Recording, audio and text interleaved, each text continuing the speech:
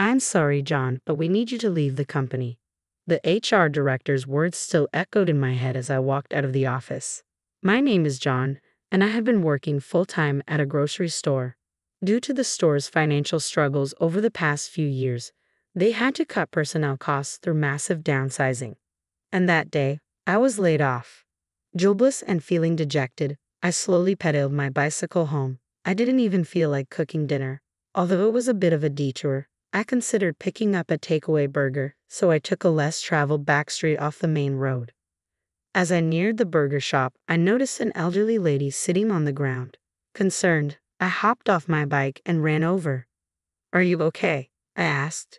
She had fallen and hurt her leg. She couldn't get up on her own and was in distress since there was no one around to help. "Sorry about this, but could you give me a hand? Without something to hold on to, it's hard to get up." Despite grimacing in pain, it seemed she could walk with a limp. I quickly gathered her scattered groceries and put them back in her bag. "Good thing nothing here looks broken or crushed," I said. "Thank you so much, you're a lifesaver," she replied. As we talked, I took a proper look at her face for the first time. "Wait a minute, aren't you that guy from the store?" she asked.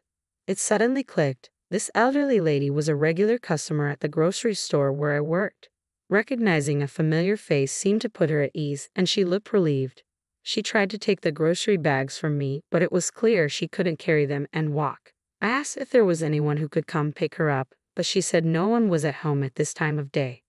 Worried she might fall again, I decided to carry her bags and accompany her home.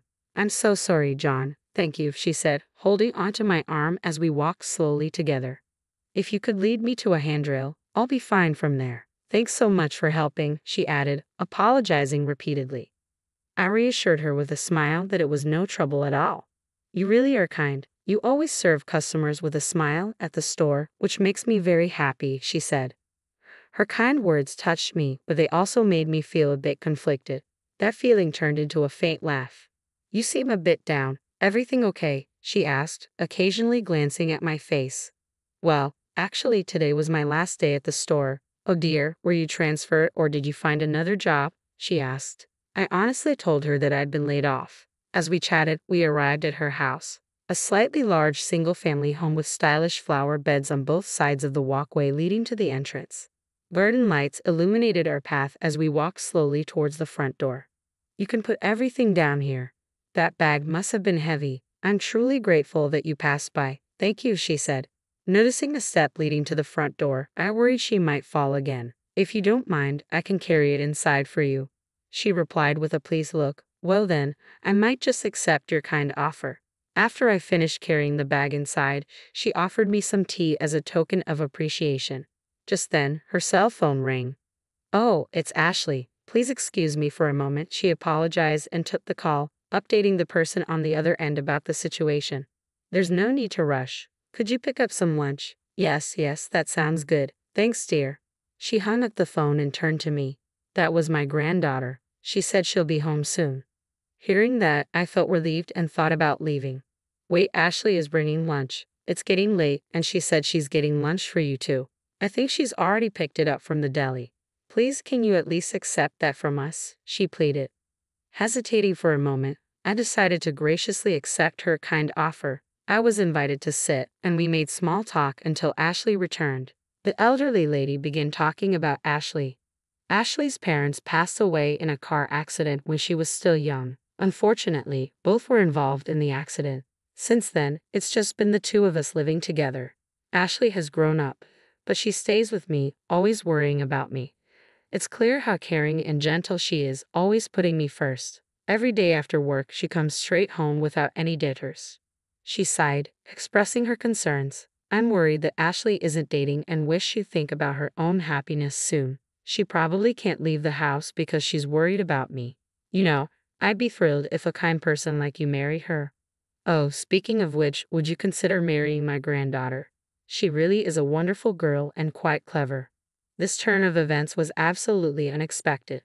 Her sudden proposal threw me off, and the tender feelings I felt earlier flew right out the window. It made me think, is being offered a marriage proposal a common thing in the service industry? I'd been approached with the "how about my daughter" line at the supermarket before, and I'd heard my female coworkers getting the "be my son's bride" line. It's always awkward when someone says that. All you can really do is laugh it off. Suddenly, I heard a voice from the entrance. "I'm home." I figured Ashley must have returned and got up from my seat. As I turned toward the door, there she was, just entering the room. "Hi, I hope I'm not bothering you," I said. "I'm so sorry for the trouble. It seems my grandma has been in your care. Thank you so much." She looked apologetic, but I was captivated by her appearance. Ashley was in her office uniform, her hair pulled back, and she was strikingly fair-skinned with bright eyes. She had a gentle vibe, seeming like such a kind soul. I just kept bowing my head, slightly losing my words in front of her. The elderly lady turned to Ashley, chattering away with a happy gleam in her eyes. "Welcome home. This gentleman here, he's the cashier from the grocery store. I always visit the store, and I'm so glad such a kind soul was there to help me out. So Ashley, what do you think of him? He's genuinely a great guy. Seems like Grandma brought home a potential suitor for you," the elderly lady said, her face beaming with joy as she placed a hand over her mouth. Seeing her grandmother so happy, Ashley responded with a confused tone. "What are you talking about?" "I mean, he could be your future husband," her grandmother replied. Upon hearing that, I was taken aback, wondering if her earlier comment was really just a joke. Ashley was just as surprised and flustered. "Grandma, what are you saying? It's rude to say that about someone I've just met." "I'm so sorry," Ashley apologized. "Oh dear, I've met him several times before," her grandmother said, chuckling. I couldn't help but laugh. "You two really seem close," I commented. Ashley, with an apologetic look, thanked me for the day and handed me a packed lunch. Knowing she had bought one for me, I gratefully accepted it.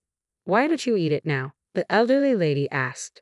Ashley intervened. "I don't think that's fine with him," and I decided to decline her offer.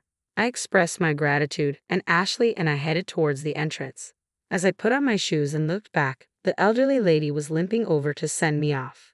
"Thank you so much. I'm sorry for keeping you up late, and I apologize for not expressing my gratitude properly. Feel free to visit next time," she said.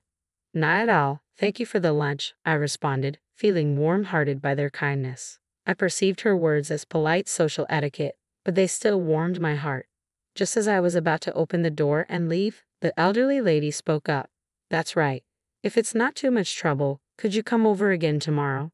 With this leg, I might not be able to manage." Apparently, she had arranged a delivery of plants and saplings for her garden, but worried she might not be able to do the job properly with her injured leg.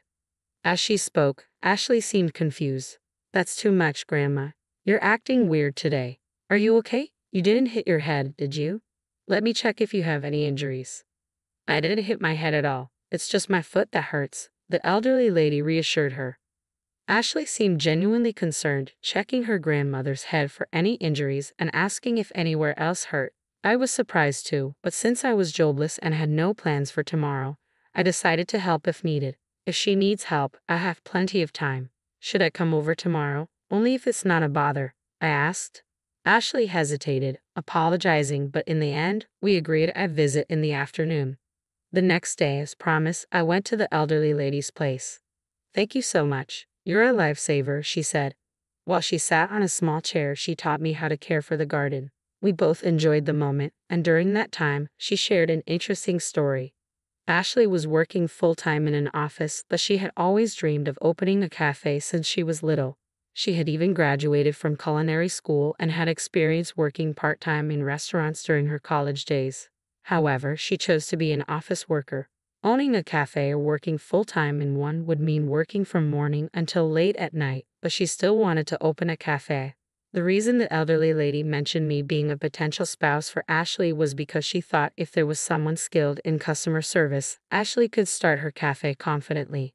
Plus, she genuinely felt that Ashley and I might get along well. The day after hearing that, I went over to the elderly lady's house again. After replanting some flowers yesterday, there was some space left, so I decided to buy more plants to fill it. It was Saturday, and it seemed Ashley had a day off. She was quite surprised to see me. "Goodness, Grandma, did you ask him to come again today? I hope it's not too much trouble." "I'm really sorry," she said upon seeing me. I briefly explained the circumstances of my visit today. After planting the additional flowers and watering them, Ashley kindly offered, "Why don't you take a break? Sitting on the porch, the three of us sipped on our coffee. Then, the elderly lady cleared her throat softly and said, "Hey, Ashley, I really want you to achieve your dreams soon." What do you mean? Ashley tried to play it off with a tilted smile. "I don't want you to hold back just for me. I know you're still planning a lot of things," the elderly lady revealed, explaining that she knew how Ashley secretly jots down numerous notes in preparation for her dream. It'd be tough to do it alone, but maybe with someone else's help, it'd be easier. John here is great with customers. How about getting some help from him? "Oh, Grandma, you can't just say things so easily," Ashley replied, a slight teariness in her eyes. "If Ashley's okay with it, I love dealing with customers, but I know trusting an unemployed guy is a hard thing," I said. "No way, John. I love the way you handle your customers. You'd be a great partner for Ashley," the elderly lady said without missing a beat, making both Ashley and me chuckle. "Oh, Grandma, always acting wild on your own," Ashley playfully remarked. We laughed, lightening the mood, but soon after, Ashley's expression changed and she seemed deep in thought, biting her lip. Maybe Grandma is right. Maybe now's the time to start," Ashley murmured as if speaking to herself. Though she seemed uncertain, Ashley mentioned she would reflect on it for a day. The following Sunday, I went over to the elderly lady's house again. Her legs seemed to be improving, so I thought this might be my last day helping out. As I was working in the garden with the elderly lady, Ashley approached me. "Can I talk to you for a sec?" she asked, holding a notebook and preparing coffee on the porch. "It's a little embarrassing, but can you take a look?" She handed over the notebook she had been gripping tightly. Flipping through the pages, I saw they were filled with writing, drawings of an ideal cafe's exterior, food illustrations, and countless recipes. "This is amazing," I exclaimed. "I've been thinking about opening a cafe. I really want to do what I love," Ashley said, looking a bit shy but with her eyes sparkling. When Ashley thought about doing it on her own, she was worried about being completely tied down to the business and concerned about her grandma being home alone. But she felt that if someone could be with her, it might ease some of that stress. Ashley mentioned she had seen me working at the grocery store and recalled my good customer service skills. "If it's not too much trouble, could you join me? I know it's a bit shameless of me to ask." The idea of becoming a cafe employee wasn't something I had taken seriously. I never expected her to actually ask. But seeing Ashley's passion in her notes and my own desire to work in customer service again, combined with my urge to try something different, I felt the spark. "If you're okay with me, let's do this together," I said, holding my hand out to Ashley. Ashley looked surprised but then gave a joyful smile. We shook hands firmly.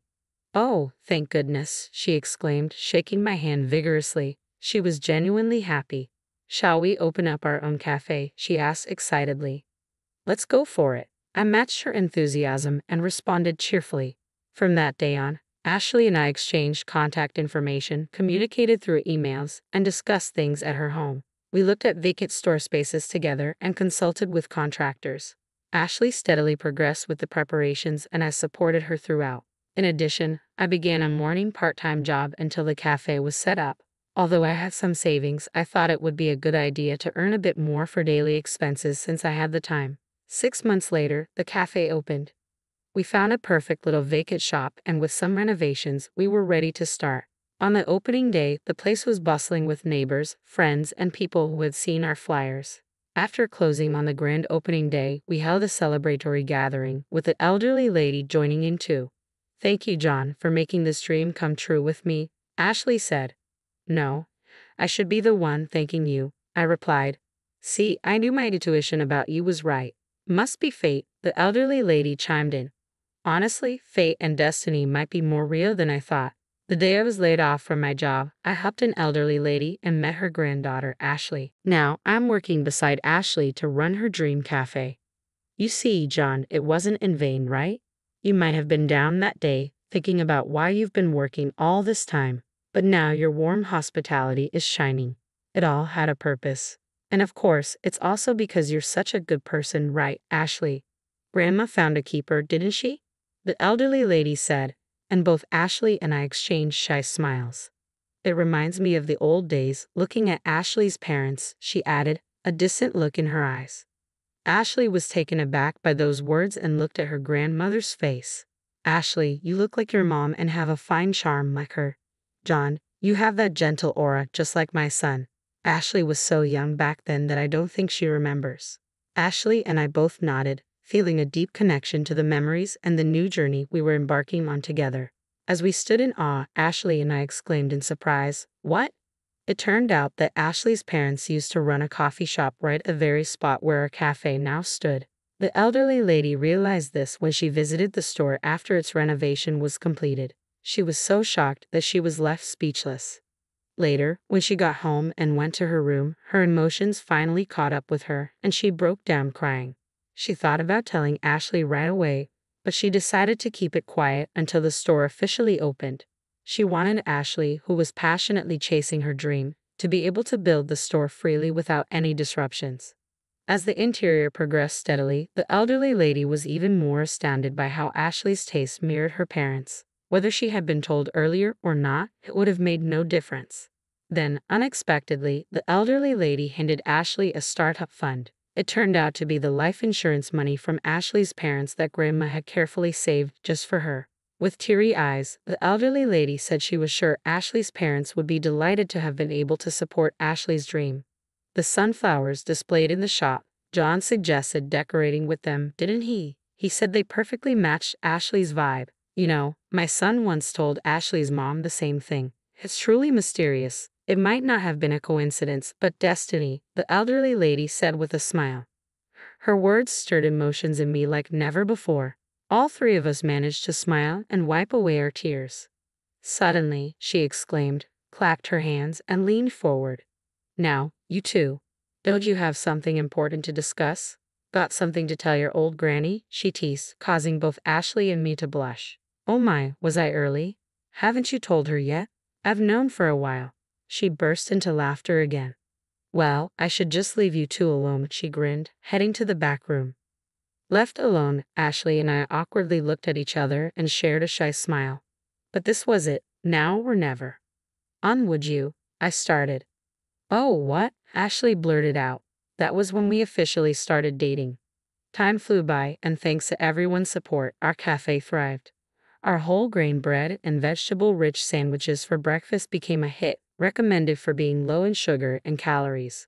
Ashley and I got along very well, both in the kitchen and in the dining area.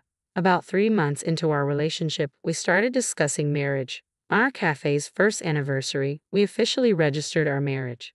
When we broke the news to Grandma, she cried tears of joy. After getting married, the three of us lived in Grandma's house. You're newlyweds. Why not live on your own? She suggested, but we felt safer and, above all, happier living with her. Thanks to that decision, every day is filled with smiles. We hope to continue living in this happiness and harmony.